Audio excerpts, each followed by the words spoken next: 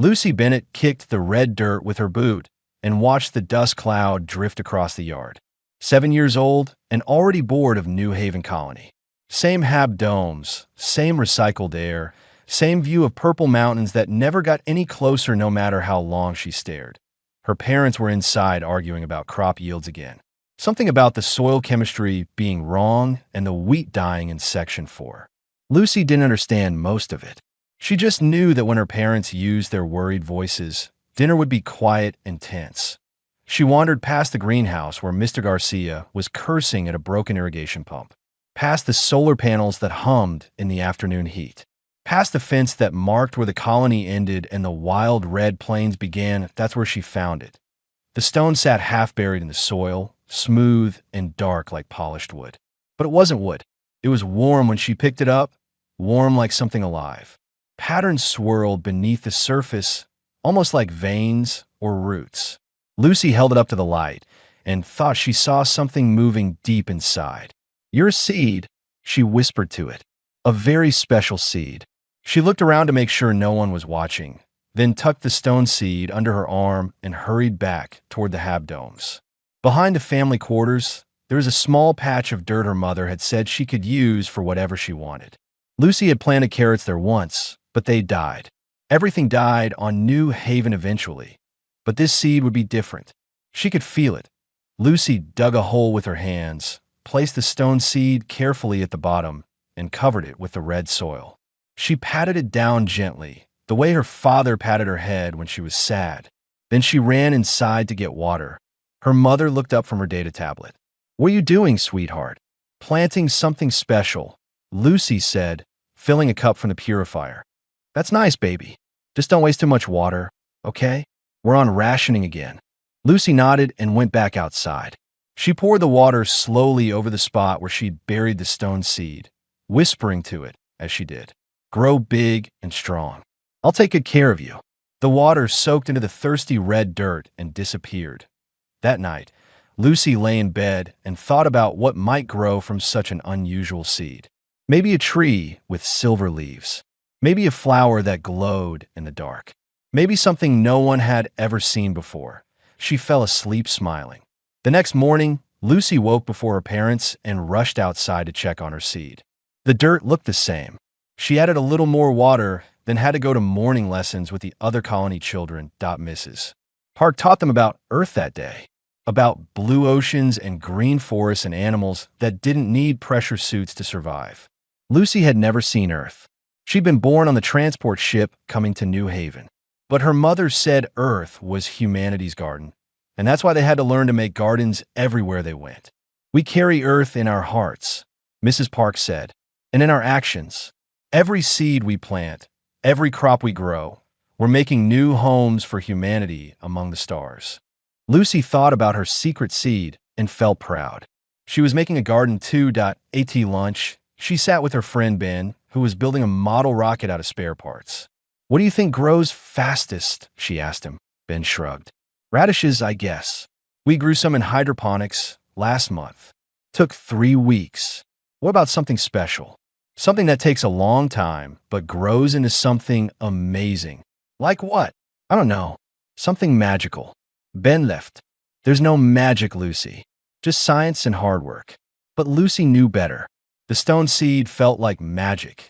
Every day after lessons, Lucy would visit her garden spot. She'd water the seed, talk to it, tell about her day. She told it about Ben's rocket and Mrs. Park's lessons. She told it about her parents' worried voices and the crops that kept dying. She told it secrets she didn't tell anyone else. After 2 weeks, the other children noticed. "What are you doing, Lucy?" asked Sarah, a girl 2 years older who always seemed annoyed by everything. "Gardening. There's nothing there. It's just dirt. There's a seed. It's growing." Sarah knelt down and poked at the soil. "I don't see anything." "It takes time," Lucy said firmly. Sarah rolled her eyes. "You're weird."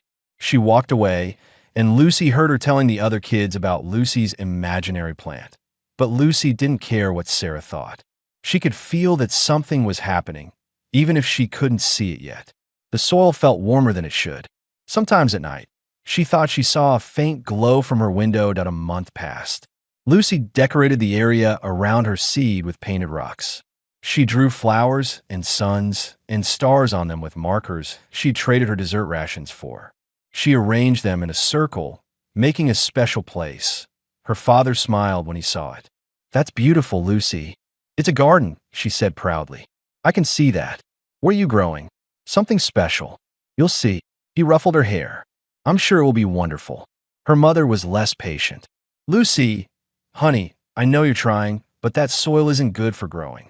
The chemical balance is all wrong. Maybe you should try planting something in the hydroponics bay instead." "No," Lucy said. "It has to be here." Her mother sighed, but didn't push.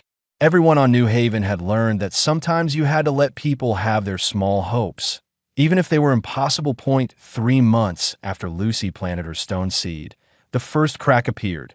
She was watering it one evening when she noticed a thin, dark line across the surface where the soil had been disturbed. She brushed away the dirt carefully and gasped. The stone seed had risen slightly, pushing up through the soil, and running across its surface was a hairline fracture, so thin she could barely see it. But inside that crack, something glowed. Something warm and golden, like firelight. Lucy's heart pounded. She covered the seed back up quickly and looked around, but no one was watching. The colony was busy with dinner preparations. She could smell synthesized protein cooking in the communal kitchen. "Soon," she whispered to her seed. "Soon you'll be ready." She didn't know what would emerge. She didn't know that her simple act of kindness would change everything, not just for New Haven, but for the entire galaxy. She was just a 7-year-old girl who had found something that looked lonely and decided to give it love. Sometimes that's all it takes to wake ancient things from their long sleep. 6 months had passed since Lucy planted her stone seed, and the crack had grown wider. Now it was impossible to hide. The seed pushed up through the soil like a small boulder, glowing softly at night. Lucy tried to cover it with rocks and dirt, but each morning it had shifted again, growing warmer.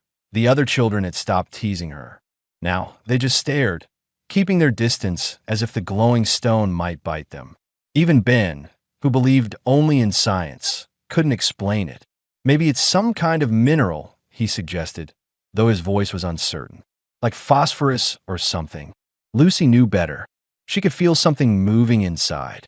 Sometimes when she pressed her hand against the warm surface, she felt a pulse, slow and steady like a heartbeat. Her parents finally noticed when the colony's science officer, Dr. Williams, came knocking on their door one evening. He was sweating despite the cool, recycled air of the Hab Dome, his tablet clutched in both hands.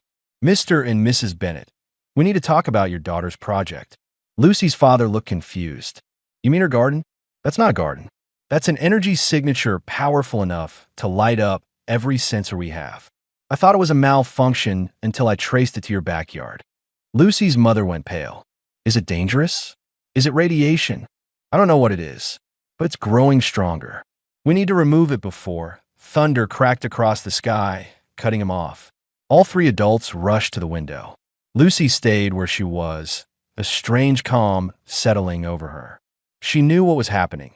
The storm rolled in fast, clouds boiling up from the horizon like dark smoke. Lightning danced between them, purple and white, illuminating the red plains in violent flashes. The wind picked up, howling against the Hab domes, and rain began to fall. Real rain, not the usual thin drizzle that barely wet the ground. "Lucy, get away from the window," her mother said, but Lucy was already moving toward the back door. "I have to check on it." Lucy, no, but she was already outside, running through the rain toward her garden. The painted rocks had scattered in the wind. The glowing stone seed sat fully exposed now, pulsing with light that matched the lightning above. Cracks spiderwebbed across its entire surface, and through those cracks, golden light poured out. Lucy fell to her knees beside it, rain soaking through her clothes. "It's okay," she whispered. "I'm here." The stone seed trembled.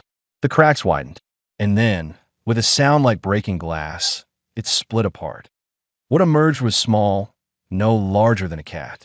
It had scales the color of melted copper, wings folded tight against its body, and eyes that glowed like embers. It opened its mouth and made a sound between a chirp and a growl, shaking rain from its head. Lucy stared. The creature stared back. Then it crawled forward on shaky legs and pressed its warm head against her chest, making a sound like a purr. Lucy's arms came up automatically, cradling it close. She felt its heartbeat against hers, fast and fluttering. She felt its fear and wonder. She felt everything. "Hi," she whispered. "I'm Lucy." The creature, the dragon, made another chirping sound. It understood. She knew it did. Behind her, she heard shouting. Her parents were coming, along with Dr. Williams and others from the colony. Flashlights cut through the rain. Someone screamed. Someone else was yelling into a radio about security. Lucy held the dragon tighter. "I'll keep you safe," she promised. The dragon's eyes brightened, and warmth spread through Lucy's chest. Not painful, but like drinking hot soup on a cold day. The warmth settled somewhere deep inside, and she knew without being told that something had changed. Something permanent. They were connected now. Bonded.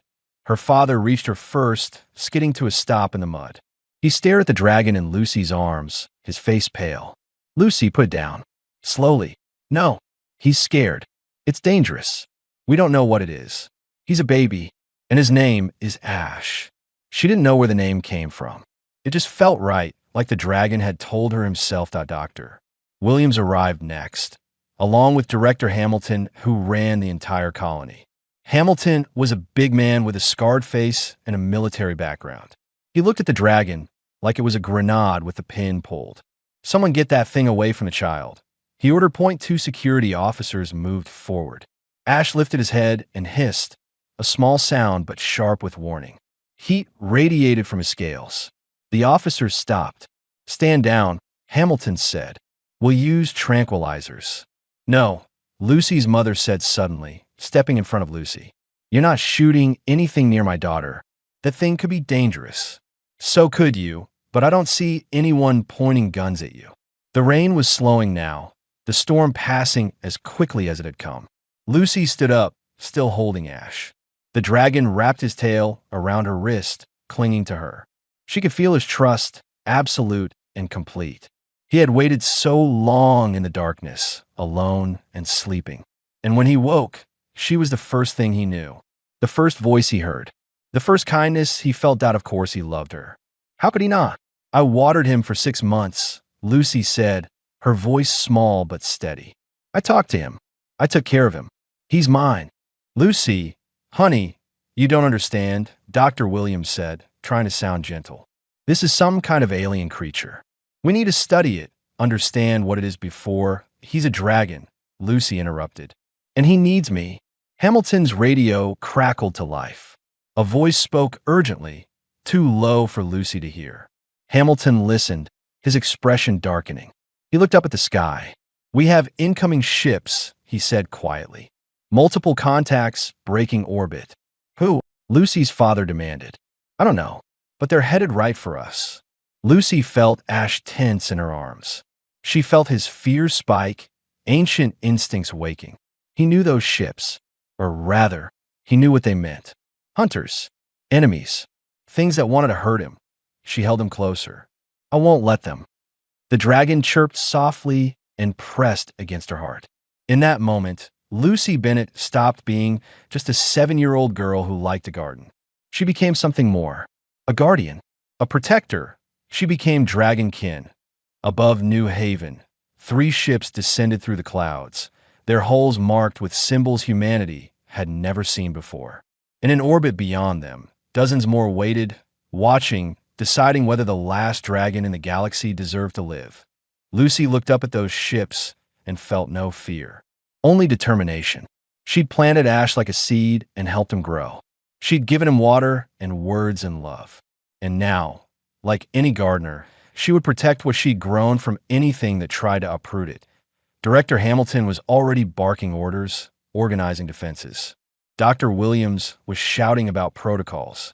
The colonists were panicking, rushing back to their homes. But Lucy just stood in her muddy garden, holding a dragon, while ash from the burned fragments of the egg drifted around her feet like snow.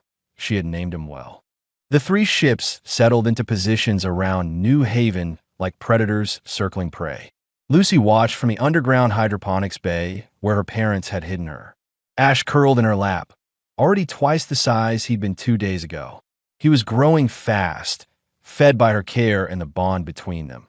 She could feel his hunger, his restlessness. But more than that, she could feel his fear of the ships above. Memories that weren't hers flickered through their connection. Fire and screaming. Hunts across dead worlds. Dragons falling from the sky like broken stars. They killed his family, Lucy whispered to her mother. A long time ago, they killed all of them. Her mother stroked Lucy's hair, helpless and afraid. How do you know that, baby? He showed me. Director Hamilton had set up a command post in a main cafeteria, every screen showing different views of the ships. The largest belonged to a species called the Scar, reptilian beings who claimed ancient rights to hunt dragons. The second ship held the Quinn, insect-like scholars who had studied dragon extinction for centuries. The third ship remained silent, just watching with sensors that made the colony's equipment look like children's toys. Hamilton had been a soldier once, but he'd never faced anything like this. His face was gray as he listened to the Scar commander's demands through the translator. Surrender the dragon, or we destroy your colony. You have 12 hours. We're under Concordance protection, Hamilton replied, though his voice shook. You can't just attack human settlements. The Scar commander laughed, a sound like rocks grinding together. The Concordance is 3 weeks away. We are here now, and Dragon Law supersedes all agreements. They are ours to hunt. They always have been. The transmission cut off. Hamilton slumped in his chair and looked at the assembled colonists. Most were farmers and engineers, not fighters. A few veterans like himself, but not enough. Not nearly enough. Options? He asked quietly. We could try to smuggle the girl off-world, someone suggested. Hide her until help arrives. They're scanning for dragon DNA signatures. They'd find her before she left the atmosphere. Then we give them the dragon. It's not worth dying for. Lucy's father stood up so fast his chair fell over. That's my daughter you're talking about. They're bonded. You can't separate them. Better separated than dead. The argument grew louder. Lucy stopped listening. She pressed her face against Ash's warm scales and felt his heart beating against her cheek. He was scared too, but he wasn't scared for himself. He was scared for her, scared that she'd get hurt protecting him.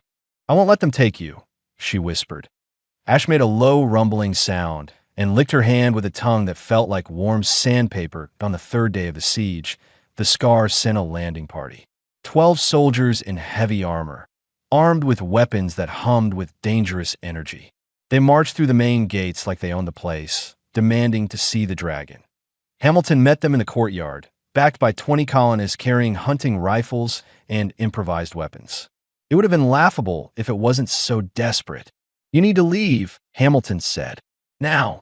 The Scar commander removed his helmet, revealing a face like a nightmare made of scales and teeth. Where is the dragon? Not here. We can smell it. Dragon's scent is unmistakable. Lucy watched from a ventilation grate. Ash pressed against her side. She felt him tense, felt his instincts screaming at him to fight or flee. But he stayed still because she needed him to stay still.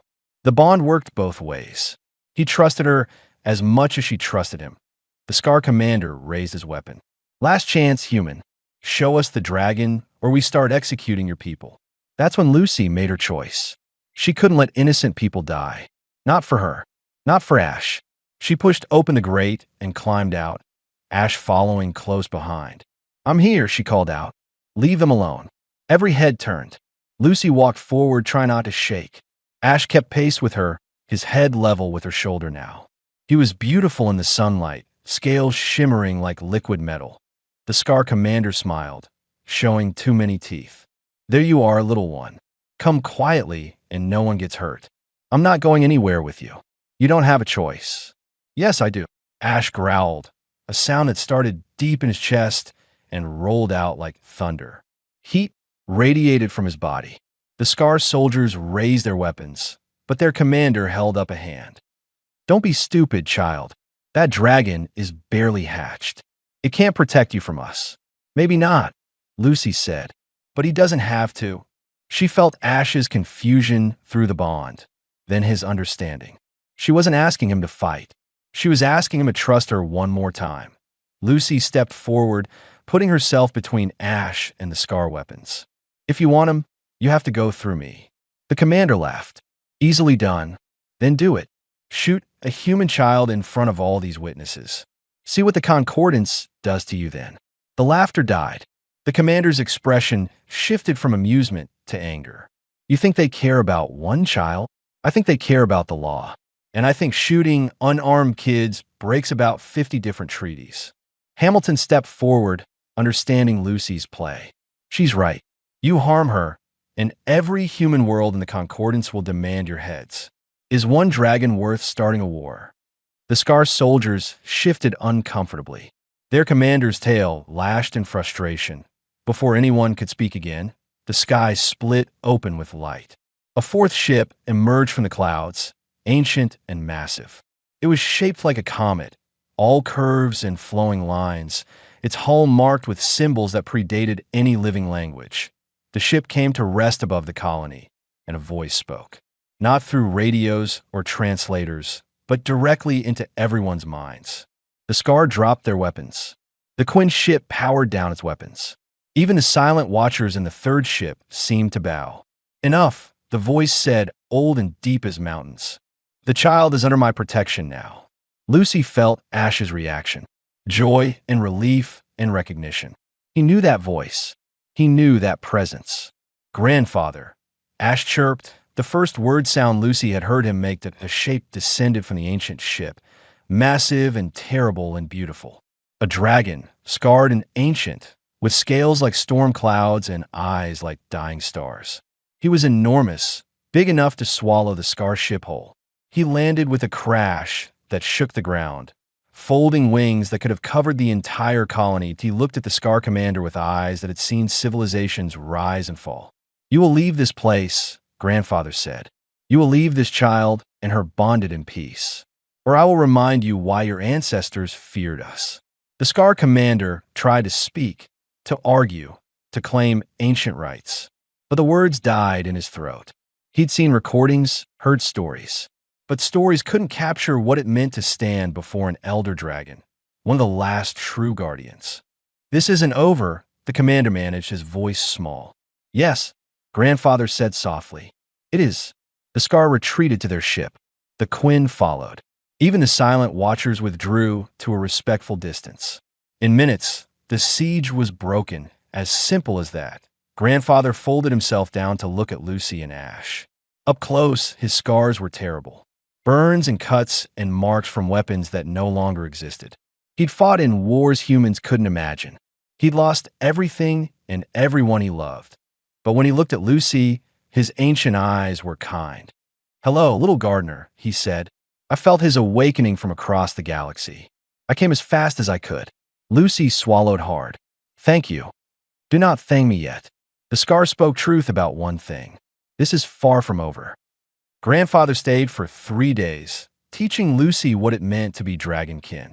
He was patient in a way that only the very old can be, explaining things she didn't understand and showing her memories through the same connection she shared with Ash. The truth about dragons wasn't what anyone expected. They hadn't been weapons. They'd been guardians, bonding with species across the galaxy to protect worlds from dangers both inside and out. But war had come, as it always does, and dragons were powerful. Too powerful. Some species had tried to control them, to force bonds, to turn guardians into soldiers that IT hadn't worked. Forced bonds created monsters that destroyed everything they touched. So the dragons had been hunted instead, blamed for the very wars others had started. Grandfather showed Lucy the final battle. Thousands of dragons falling from the sky while their bonded screamed below. He showed her eggs being crushed, children being killed, hope dying. "I searched for survivors for 300 years, Grandfather told her, his voice like distant thunder. "I found scattered eggs, hidden and dormant. Ash was one of 17 I've recovered. The others are still sleeping, waiting for someone worthy to wake them." Lucy sat with Ash in her lap, now the size of a large dog and still growing. What makes someone worthy? That is the question, isn't it? Grandfather tilted his massive head. Why did you water him? Why did you care for a stone that any sensible person would have ignored? Lucy thought about it. He looked lonely. Lonely? He was dormant, sleeping. He had no feelings, no consciousness. I know, but he still looked lonely. Grandfather made a sound like wind through caves. It might have been laughter. That is why you're worthy. You saw need where others saw nothing. You gave care without expectation of reward. That is what dragons choose. That is what we've always chosen. You showed her more memories then. Bonded pairs throughout history. A warrior and their dragon facing an army. A scientist and their dragon exploring impossible places. A child and their dragon bringing hope to a dying world. The bonds lasted lifetimes, stretched across decades. When one died, the other followed soon after, unable to bear the separation. It's a terrible gift, Grandfather said softly. To love something that completely, to be loved in return. Lucy pressed her face against Ash's scales. She could feel his contentment, his absolute certainty that they belonged together. The bond had changed her too. She could feel things she couldn't before. Heat and cold in new ways. Danger like a pressure in her chest. And Ash's emotions, always there, a second heartbeat alongside her own. I don't think it's terrible, she said. I think it's wonderful. You're young. You haven't lost yet, have you? Grandfather was silent for a long moment. Then he showed her. His bonded, a being whose species Lucy didn't recognize. They'd explored the edges of the galaxy together, mapped strange stars, discovered impossible things. They'd been together for 600 years. And then pirates had come, and Grandfather had been away. And when he returned, there was only ashes. Lucy felt tears on her face. I'm sorry. Don't be sorry. Be careful. Be strong. Because the galaxy isn't finished with dragons, and it certainly isn't finished with you. The Scar hadn't left. They'd withdrawn to the edge of the system, waiting and watching. More ships arrived daily. Some were curious. Some were hostile. Some were desperate. News had spread fast that a dragon egg had hatched, the human child had bonded with it, that Grandfather himself had appeared to protect them. The galaxy wanted to know what it meant. The Quinn sent a delegation, scientists who studied Lucy and Ash from a respectful distance. They wanted to understand the bond, to document it, to add it to their vast libraries of knowledge. They were polite but persistent, asking endless questions until Grandfather told them firmly to leave the child alone. The lumens, the silent watchers, finally spoke. They were beings of pure energy, ancient and unknowable. They'd observed dragon kind for millennia without interfering. Now they offered a warning. More eggs would be found. Other species would try to claim them. Wars would start over the right to bond with dragons. The child has proven that humans are capable, the Lumen ambassador said, their voice like music. But one success does not guarantee another. What if the wrong human finds an egg? What if they damage it trying to force it open? Then it dies, Grandfather said simply. As it should. Dragons cannot be forced. This is known, is it? The Scar are already searching for eggs. They plan to break them open, to create dragons bonded to pain and fear. Lucy felt sick. She looked at Ash, imagining him twisted and wrong, hatching into cruelty instead of care. We have to stop them. How? Her father asked. He'd been listening from the doorway, trying to understand what his daughter had become. We're just colonists. We can't fight the Scar fleet. No, Grandfather agreed. But we can protect the eggs. If they're hidden well enough, with guardians who understand what's at stake, they'll choose their own time to wake. Choose their own bonds. You mean create sanctuaries, Director Hamilton said, joining the conversation. Places where eggs can be safe. Yes, and New Haven could be the first. The Colony Council argued for hours. Some wanted nothing to do with dragons, afraid of what it would bring down on them. Others saw opportunity, a chance to be part of something bigger than failed crops and broken equipment. In the end, they voted to accept. New Haven would become a refuge for dragon eggs. But we'll need defenses, Hamilton said grimly. The Scar won't let this stand. Leave that to me, Grandfather rumbled. The attack came 2 days later. The Scar had gathered allies, species who remembered dragon wars and wanted to prevent them from starting again. 12 ships broke orbit together, weapons charged, demanding the eggs be surrendered or destroyed.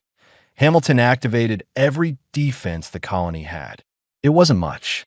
A few plasma cannons, some missiles, shield designed to stop meteors, not warships. The Scar fired first. Their opening salvo would have vaporized the colony if Grandfather hadn't been there. The ancient dragon rose into the sky with Ash beside him, smaller but no less fierce.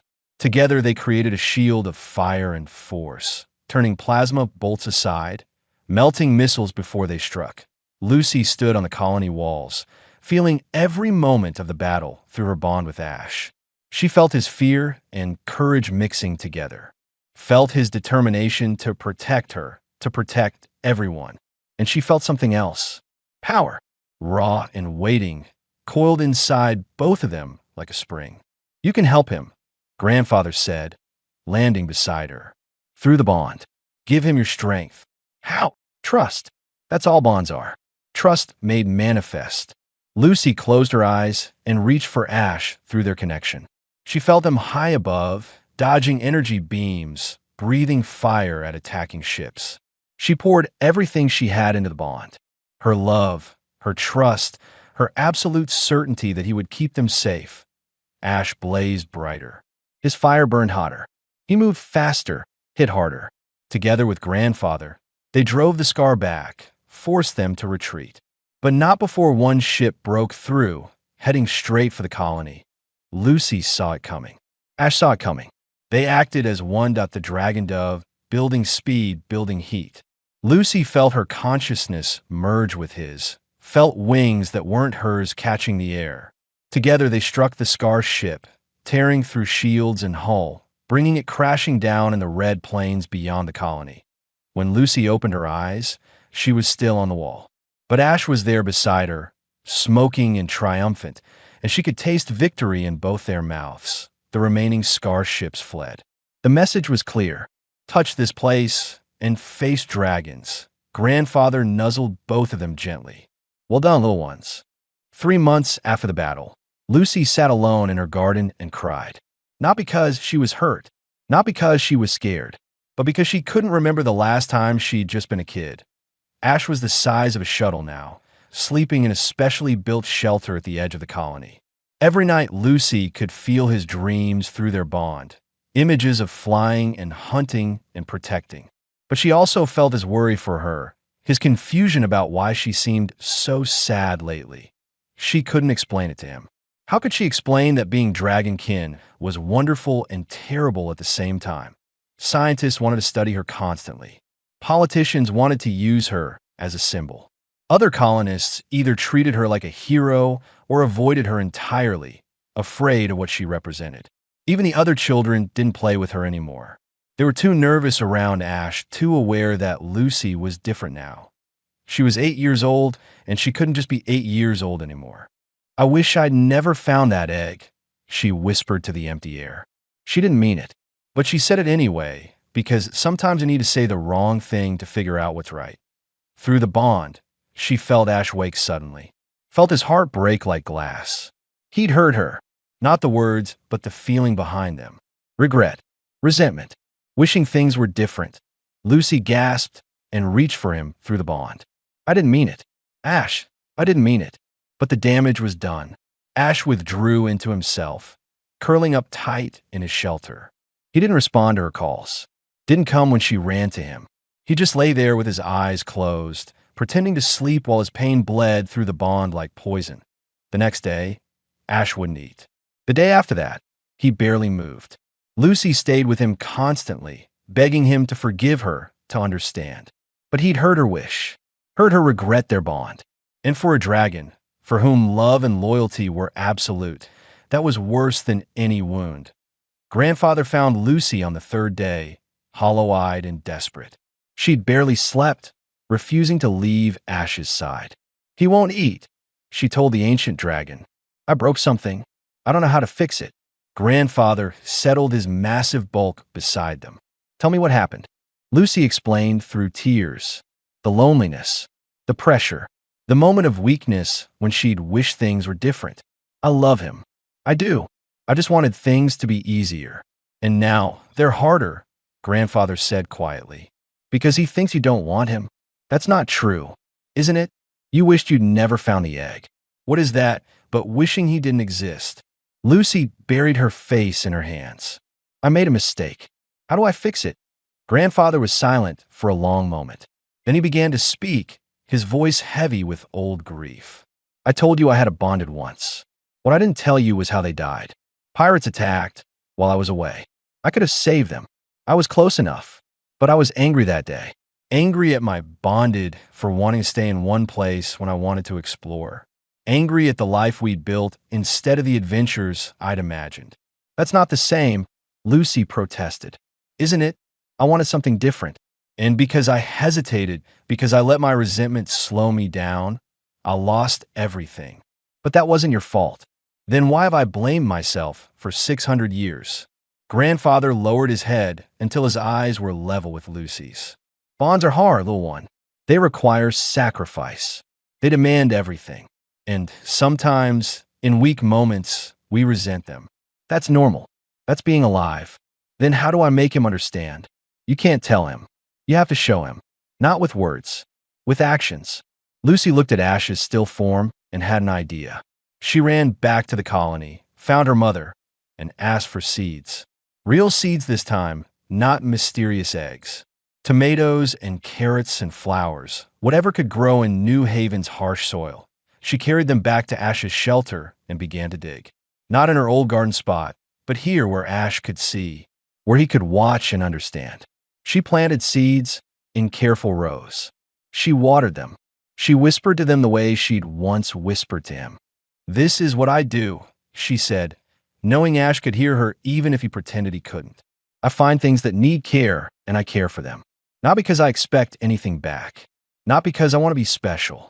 But because it's right. She planted more seeds. You needed care. You were alone in that egg for who knows how long. So I watered you. I talked to you.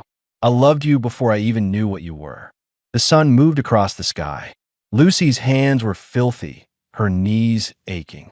But she kept planting. I'm sorry I had a bad day. I'm sorry I said something stupid. But I don't regret finding you. I don't regret the bond. I just wish the rest of the galaxy would leave us alone sometimes. She planted the last seed and sat back exhausted. That's what I meant. Not that I don't want you, but that I want things to be easier for both of us. Behind her, she heard movement, felt warmth against her back. Ash had uncurled, had come to her. He pressed his large head against her shoulder and made a sound like wind through leaves. Sad but forgiving, Lucy turned and wrapped her arms around his neck. I love you. Always. Even when things are hard. Ash's rumble became a purr. Through the bond, Lucy felt his love pouring back, unconditional and eternal. He understood now. She wasn't rejecting him. She was just tired, just overwhelmed, just being human. We'll figure out together, she promised. That's what bonds are for, right? That night, Ash ate for the first time in 3 days. And Lucy slept better than she had in months, curled against his warm side while her new garden waited to sprout. But their peace didn't last long. A message came from the Concordance. An egg had been found on a war-torn world called Broken Sky. The warlord controlling the territory planned to force it open, to create a weapon dragon bonded to violence and pain. The Concordance was asking for help. Specifically, they were asking for Lucy.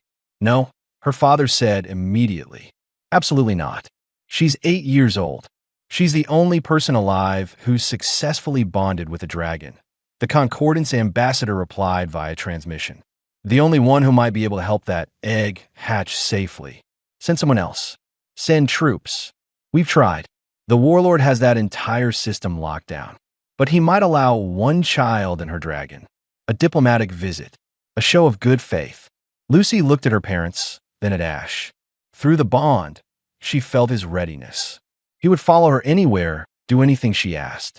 The question was, could she ask him to do this? What happens to the egg if we don't help? She asked. The ambassador hesitated. Best case, it never hatches. Worst case, it hatches broken, creates a monster that kills everything around it before dying itself. Lucy thought about Ash, about the 6 months she'd spent watering him, talking to him, loving him before he woke. She thought about another egg, surrounded by weapons and violence, waiting for someone to show it kindness. "I'll go," she said. "Lucy, no," her mother pleaded. "Mom, I have to. You told me once that we carry earth in our hearts, that we make gardens wherever we go. Well, this is my garden now." She gestured to Ash, to the dragon egg's grandfather had brought to New Haven. "And I can't let another seed die because I was too scared to help." Her father looked at her for a long moment. Then he nodded slowly. "If you're going, we're coming with you." "All of us," her mother added. Grandfather stirred from where he'd been resting. "As am I." The child is brave, but even the brave need guardians. Broken Sky lived up to its name. The planet's atmosphere was choked with smoke from burning cities, and its surface was scarred by decades of war. General Cray controlled the northern continent through fear and overwhelming force, his armies crushing anyone who opposed him. Lucy stood in the landing bay of Cray's fortress, Ash pressed against her side. The dragon was massive now, big enough to carry her on his back, but he still felt small compared to the weapons pointed at them. Grandfather waited in orbit, ready to strike if things went wrong. But Lucy had promised to try diplomacy first. Cray himself came to meet them. He was tall for a human, covered in scars, with eyes that looked dead inside. Lucy had seen eyes like that before on broken equipment that still somehow functioned, running but not alive. "So you're the famous dragon child," Cray said, circling them slowly. "Smaller than I expected." "I'm here about the egg," Lucy said, forcing her voice to stay steady. Direct. "I like that." Cray gestured for them to follow. "Cool, me. I'll show you my prize." They walked through corridors lined with soldiers. Lucy felt Ash's tension through the bond, his readiness to fight if needed. But she kept her hand on his neck, silently asking him to wait, to trust her. The egg sat in what looked like a torture chamber. Machines surrounded it, designed to crack it open through force. The egg itself was darker than Ash's had been, with veins of silver running through the stone. It pulsed weakly, irregularly, like a failing heart. Lucy felt sick. "What are you doing to it?" "Accelerating the hatching process." Dragon eggs respond to stimuli. Pain, fear, survival instinct. I've been broadcasting battle sounds, exposing it to violence, teaching it what it needs to know to be useful. "That's not how it works," Lucy said, moving closer to the egg. "You can't force a dragon to bond with you." "Can't I? I've studied the old records. Dragons bond to protect. If I make it think I'm in danger, that I need protection, it will choose me." "No, it won't." Lucy knelt beside the egg, placing her hand on its warm surface. Through Ash's connection, she could feel the egg's terror. It was aware, had been aware for weeks. Every moment of pain and fear had seeped into its dreams. "You've heard it, made it afraid. When it hatches, it will hate you." Cray's hand moved to his weapon. "Then perhaps I should kill you and take your dragon instead. The bond can be transferred after death, can it?" "No," Lucy said softly. "When one dies, the other follows. That's how bonds work." She felt Ash's alarm through the bond, but kept her focus on the egg. She began to hum, a lullaby her mother used to sing. Soft and gentle, the opposite of everything this egg had known. She felt it respond, felt its terror ease slightly. "What are you doing?" Cray demanded, showing it kindness, showing it that not everything hurts. "Stop. That's not." But Lucy kept humming, kept sending warmth and comfort through her connection to Ash, through Ash to the egg. She told its stories silently about gardens and rain and the feeling of sun on scales. She promised it that life could be gentle, that not every moment was pain. The egg began to crack. Cray raised his weapon. "It's mine. I found it. I control it." "No one controls dragons," Lucy said. "They choose." The egg split apart.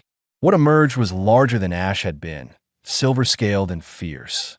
It looked around with wild eyes, saw Cray with his weapon, saw the torture machines, saw everything that had caused it pain. Then it looked at Lucy.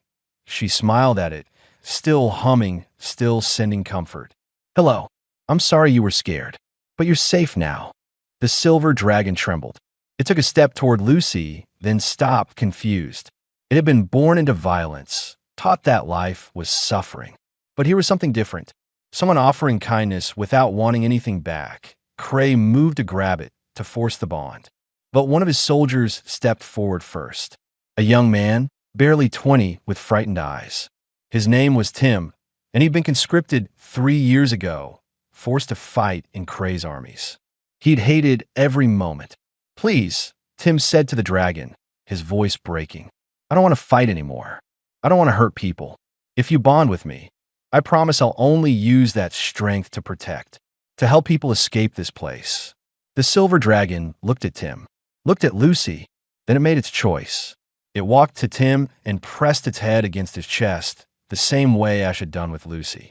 The bond formed in an instant, and Tim collapsed to his knees, crying. Cray's face went purple with rage. He raised his weapon to shoot them both. But Ash was faster. The dragon lunged, knocking the weapon aside and pinning Cray to the floor. He didn't hurt the general, just held him down while Lucy stood. "It's over," Lucy said. The egg chose. "You can't change that." "This isn't over," Cray spat. "I'll find more eggs. Force them properly." "No," said Grandfather's voice in all their minds. The ancient dragon descended through a hole he'd torn in the ceiling, landing with a crash that shook the fortress. "You will not." What followed was swift. Grandfather had brought Concordance peacekeepers. Cray's fortress fell apart without his leadership. Soldiers like Tim, pressed in his service against their will, surrendered gladly. 3 more eggs were found in Cray's vaults, stolen from archaeological sites. Lucy sat with Tim while his dragon, who he named River for reasons he couldn't quite explain, learned to trust him. "It's hard at first," she told him. "The bond. It demands everything, but it gives everything back too." "I can feel him," Tim said, wonder in his voice. "Feel what he feels. He's scared, but he's also curious. And he trusts me. After everything he went through, he trusts me. That's what dragons do. They see the best in us, even when we can't see it ourselves." The journey back to New Haven took a week. Lucy spent the time thinking about what Grandfather had said, about creating sanctuaries, about letting eggs hatch naturally, bond with those who showed care rather than force. When they arrived home, she found that the colony had changed. The small garden she'd planted while making up with Ash had grown. Colonists had added to it, creating a memorial garden around the spot where Lucy had first planted Ash's egg. It was beautiful, full of earth plants that shouldn't have been able to grow in New Haven soil, but somehow did anyway. "Love makes things grow," her mother said, standing beside her, even in impossible places. Over the next 2 years, New Haven became what Lucy had envisioned, a sanctuary. Eggs were brought there from across the galaxy, placed in gardens in quiet places. Children from various species were invited to visit, to play near the eggs, to care for them without expectation. Some eggs hatched. Others waited. But each one that woke chose carefully, bonding with beings who showed compassion, patience, care. A Quinn scientist who sang to an egg for 6 months. A Lumen who shared warmth with an egg through the cold season. A former Scar soldier who defected, who watered an egg daily and told it stories of peace. The galaxy changed slowly. Wars still happened, but now there were dragons to protect the innocent. Bonded pairs who used their strength not to conquer, but to defend. It wasn't perfect. Some bonds failed. Some dragons were hurt or killed. But the hope that had died with the dragon genocide was being reborn, one egg at a time. Lucy stood in her original garden on her 10th birthday. Ash curled around her like a living wall. He was enormous now, but still gentle with her. Still her best friend. Still her bond that a young Quinn child approached, holding a small stone. "Is this a seed?" Lucy smiled. She recognized that stone, saw the faint patterns beneath its surface, felt the warmth of life waiting inside. "It might be. Why don't you plant it and find out?" The Quinn child carefully dug a hole and placed the stone inside. Then it looked up at Lucy. "What do I do now?" "Talk to it. Water it. Take care of it. And if it's meant to wake up, it will. When it's ready. When it knows you're ready." The child nodded solemnly and began to whisper to the buried stone. Lucy felt Ash's contentment through the bond. This was right. This was what they were meant to do. Not fight, though they would if they had to. Not conquer or control, but nurture, protect, help things grow in impossible places. Her parents watched from the house. Her father had tears in his eyes. "She's so grown up," he said. "She's still our little girl," her mother replied. "Just one who happens to be changing the galaxy." Grandfather landed nearby, making the ground shake. He'd been traveling, searching for more eggs, bringing them to safety. He'd found 12 in the last year alone. Proof that dragons weren't as extinct as everyone thought. Just sleeping, waiting. "The Concordance wants to make this official," he told Lucy. "Declare New Haven a protected sanctuary. They'll send guards, resources, make it a destination for anyone seeking to understand dragons." "What do you think?" Lucy asked. "I think you've already made a sanctuary. The official recognition just makes it easier to protect." That night, Lucy couldn't sleep. She left her room and found Ash waiting outside, patient as always. She climbed onto his back and he launched into the sky. They flew over the colony, over the gardens, over the dozens of eggs carefully tended by beings from across the galaxy. The stars were bright above them. Somewhere out, there were more eggs. More chances for bonds. More opportunities for species to learn what one human child had known instinctively, that everything grows better with love. Lucy pressed her face against Ash's scales and felt his joy through the bond. They'd grown up together, changed together, learned together. The scared little dragon and the lonely little girl who'd found each other in a garden. "Thank you," she whispered to him. Ash rumbled, a sound like thunder mixed with purring. Through the bond, she felt his response. Not words, but a feeling, a certainty. "Thank you for watering me." They flew until dawn, watching their garden grow beneath the alien stars, knowing that they'd started something that would outlast them both. A legacy of care in a galaxy that had forgotten how to be gentle. And in the gardens below, stones that weren't stones waited patiently for small hands to find them, to water them, to whisper to them in the dark. Waited for the moment when love would wake them from their long sleep and show them that the universe could still be kind.